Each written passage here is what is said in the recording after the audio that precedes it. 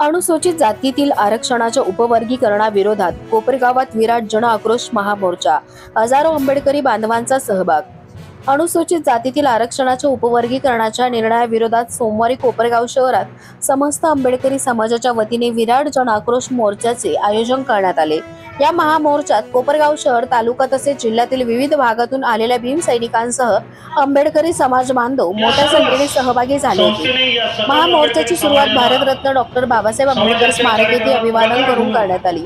त्यानंतर घोषणाबाजी करत मोर्चा शहरातील प्रमुख मार्गाने तहसील कार्यालयाकडे रवाना झाला. तहसील कार्यालयाबाहेरील परिसरात मोर्चाचे सभेत रूपांतर झाले. यावेळी भारतीय संविधानाच्या उद्देशिकेचे सामूहिक वाचन करण्यात आले. उपस्थितांनी अनुसूचित जातीतील आरक्षणाचे उपवर्गीकरण रद्द करण्याची मागणी करत संविधानाने दिलेल्या समान हक्कांचे संरक्षण करण्याचा निर्धार व्यक्त केला. या महामोर्चाला चर्मकार समाज आणि बुरुड समाजाने जाहीर पाठिंबा दिला. विविध सामाजिक संघटनांचे पदाधिकारी, कार्यकर्ते तसेच मोठ्या संख्येने महिला, युवक आणि ज्येष्ठ नागरिक या आंदोलनात सहभागी झाले होते. सभेच्या शेवटी शासनाकडे आपल्या मागण्यांचे निवेदन तहसील प्रशासनामार्फत सादर करण्यात आले. आंदोलन शांततेत आणि शिस्तबद्ध वातावरणात पार पडले. आंबेडकरी समाजाच्या वतीने जे आज निवेदन आमच्याकडे प्राप्त झालेलं आहे याच्याबाबत आम्ही शासनाला आज कळवतो आणि सर्व नागरिकांना, बांधवांना माझी विनंती आहे की जशा शांततेत आपण मोर्चा इथं काढला त्याच शांततेनं आपण डिस्पर्स व्हावं, कुणालाही काही अडचण येणार नाही याची आपण सर्वांनी दक्षता घ्यावी. थँक्यू. अरे हा अधिकार तुम्हाला आमच्या बाबांनी दिला ना. ज्या बाबासाहेबांनी तुम्हाला सगळे अधिकार दिला त्या बाबासाहेबांचं संविधान तोडण्यासाठी तुम्ही या संघटनेचे लोक प्रयत्न करता, तुमचा जाहीर निषेध आहे. आणि म्हणून आपण तर आरक्षणाचं उपवर्गीकरण कधी होऊ देणार नाही. जीव घ्याल तर चालेल, पण आपल्यामध्ये जे किरकोळ गटतट असतील, आपल्यामध्ये जे एकमेकांचे वैर असतील, आपल्या किती संघटना असतील, अजिबात तुम्ही त्यामध्ये मदत करू नका. कारण जर हे उपवर्गीकरण थांबायचं असेल तर आपल्याला एकत्र राहण्याशिवाय पर्याय नाही. अजिबात आपल्याला एकत्र जावं लागेल. आणि कोणी किती काय जरी बोललं तरी मोठे भाऊ, कोणी छोटे भाऊ, त्याच्या पोटामध्ये घ्या आणि एक ते टाकतील लढा तर पर्याय नाही. तर तुम्हाला सांगायचं आहे बघा, पहिली क्रांती या सर्व भारतातल्या त्या धर्माला एकत्र ठेवण्याची क्रांती बाबासाहेबांनी केली भारतीय संविधानाच्या माध्यमातून. आणि आज जंतर म्हणतो क्रांती पण का महाराज केली, तो आपली तितके मार्ग आहे लक्षात ठेवा. आणि ती क्रांती 2029ला हे सरकार करणार आपण. आम्हाला सध्याचं काय घेणं, त्यांनी काय दिलं आपल्याला, आता शिवाय आरपीचे 100 खासदार 50 आमदार आहेत. काय मला सांगा बरं. त्याच्यामुळे आम्हाला सध्याचं काय घेणं. आमचा बाबासाहेब, आमचा आजा बाबासाहेब, आमचा पंजा बाबासाहेब, आमचा विश्व बाबासाहेब आहे. आम्हाला काही कोणाचं घेणं नाही. आदरणीय बबनरावजी गोलब साहेब यांनी आमच्या सर्व जिल्हा प्रमुखांची बैठक नाशिक या ठिकाणी घेतली आणि आम्हाला सांगितलं हे आपल्या समाजामध्ये म्हणजे आपली जी वज्रमूठ आहे ती वज्रमूठ तोडण्यासाठी खऱ्या अर्थानं या शासनाने षडयंत्र रचलेलं आहे. आणि याचा आपल्याला संपूर्ण जिल्ह्यामध्ये नव्हे संपूर्ण राज्यामध्ये आपल्याला त्याचा निषेध करायचा आहे, विरोध करायचा आहे. आणि 30 जून रोजी आझाद मैदान मुंबई या ठिकाणी एक मोठं आपल्या सर्वांचं आंदोलन झालं आणि त्या आंदोलनामध्ये देखील आम्ही सर्व चर्मकार बांधव या उपवर्गीकरणाच्या विरोधामध्ये त्या ठिकाणी सामील झालेलो आहोत. आणि यापुढे आमचे मोठे बंधू आहेत. आमचा जो काही हा बौद्ध समाज आहे, हा समाज म्हणजे आमचा मोठा बंधू आहे. आणि हा मोठा बंधू ज्या वेळी समोर येईल त्यावेळी त्यांचा लहान भाऊ म्हणून आम्ही त्यांच्या बरोबर निश्चितपणाने प्रत्येक वेळी उभा राहू, प्रत्येक आंदोलनामध्ये उभा राहू. घेतलेले आहे त्यांच्यासाठी आता टाळ्या वाजवा अशी विनंती आपण.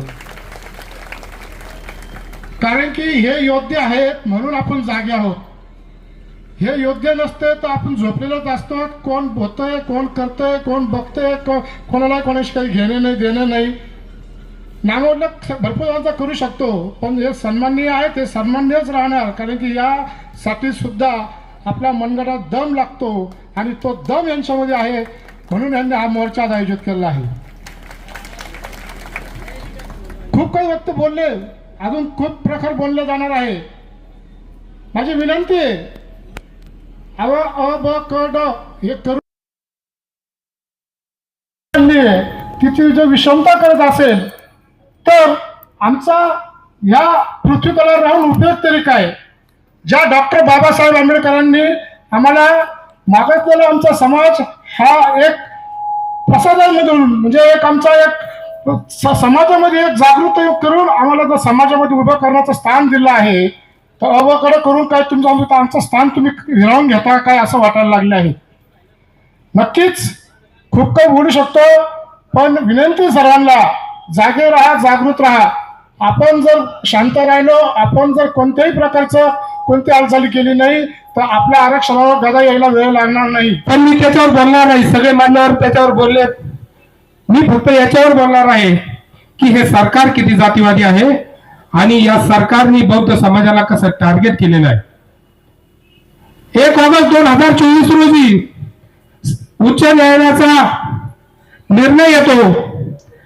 ज्या सरकारला, ज्या राज्य सरकारला गरज असेल तर त्यांनी उपवर्गीकरण केलं पाहिजे, कधी गरज असेल तर. पण आमचे फडणवीस साहेब त्यांनी कुणाची पर्वा न करता, कुणाचा विचार न घेता उपवर्गीकरण लागू करण्याचा ठाम निर्णय घेतला. बदर समिती नेमली.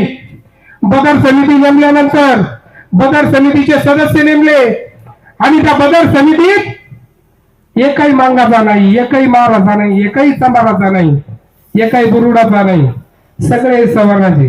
अरे आरक्षण उपवर्गीकरण आमचं करताय का सवर्णाचं करताय? बदर समिती नेमली, 17 महिने घेतले, आदेश काढला नाही, अहवाल सादर केला नाही आणि आमचे 1 एप्रिल 2026 रोजी विधिमंडळात ठराव पास केला. 10 एप्रिलला अंमलबजावणी सुरू झाली. 15 एप्रिल पर्यंत मुदतवाढ केली आणि जेव्हा हरकती घेतल्या, आक्षेप घेतला, तेव्हा 30 एप्रिल पर्यंत मुदत दिली. खरं सांगा भावानो, 14 एप्रिल, 1 एप्रिल ते 30 एप्रिल आपला बौद्ध समाज कशामध्ये गुंतलेला असतो? आणि तुमच्या बापाची जयंती आहे, त्या बापाच्या जयंतीत आमचा बौद्ध समाज महिनाभर त्या जयंतीची तयारी करत असतो. म्हणजे किती जातीवादपणा आहे. 1 ऑगस्टला तुम्ही अण्णाभाऊ साठेची जयंती, त्या दिवशी निर्णय लागू करता. एप्रिल महिन्यात अहवाल सादर करता, ठराव मंजूर करता आणि कळत न कळत समाजाला हा संदेश देता की बाबासाहेबांवर अण्णाभाऊ साठे पाहिजे. हा जातीवाद नाही का? दांडा मिळाला पाहिजे. आता दांडा कसंही असेल असं चालणार नाही. दांडा निराकरण नसलं चाललं भडकात, पण दांडा मजबूत पाहिजे. भविष्यात आपल्या हातातला दांडा हा मजबूत ठेवावा लागणार, ही काळाची गरज आहे. कारण झोपलेला असतो परत उठावता येतं, उठ बाबा, पण तो झोपेचा सोंग करतो आणि आपली जेव्हा चेष्टा करतो ते कमरात दांडा घातल्याशिवाय आपल्याला आता जमणार नाही. याच्याकरता उपवर्गीकरणाचा विषय घेऊन माझ्या सहकार्याने आम्ही तुमच्या समोर आलेला आहे. मित्रांनो, आरक्षण हा विषय नाहीये, हा एक समाजाला खच्ची करण्याचं काम करायचं आहे. 2014 सरकार सत्तेत आलं आणि त्या सरकारचा जर पहिला अजेंडा असेल तर दलित समाजाची चळवळ संपवायची. गावखेड्यामध्ये दलित समाजाचा माणूस टाकणाऱ्याने करणारा पाहिजे असे ते पहिला अजेंडा आहे. आणि पहिलं पाऊल त्यांनी टाकलं, जे माझ्या प्रदेशामध्ये शिक्षण करणारे जे दादा असतील, ज्यांची प्राप्त परिस्थिती नाहीये, परदेशात शिक्षण करायला शिकायची, अशा माझ्या बांधवांचं, माझ्या माता भगिनींचं शिक्षणापासून वंचित करण्याचं काम, त्यांची शिष्यवृत्ती नष्ट करण्याचं काम या सरकारनं पहिलं केलेलं आहे. 2014 ला तिथं थांबलं नाही. तर आता दुसरा अजेंडा काय घ्यायचा? तर दुसरा अजेंडा त्यांनी हातात घेतला तर जातीमध्ये मारामारा लावून द्यायचा आणि पाहिजे तसे विधानसभेत घ्यायचे, लोकसभेत घ्यायचे, पाहिजे तसे कायदे पास करायचे. आज तुम्ही किती कायदा पास करा, पण ज्या दिवशी तुम्ही आमच्या संविधानाच्या कथात सापडतात पठ्ठाव मग गाठवण कशी आहे. कारण कायदे करायचे. आता लोकसभेमध्ये नवीन आरक्षण आणलं ते 33% आरक्षण मिळण्याकरता त्यांनी सांगितलं होतं, ते आरक्षण पारित झालं नाही का? खोटे माहिती कायदे करून जनसमुदायाला वेटीस धरायचं, हा पहिला त्या सरकारचा अजेंडा आहे.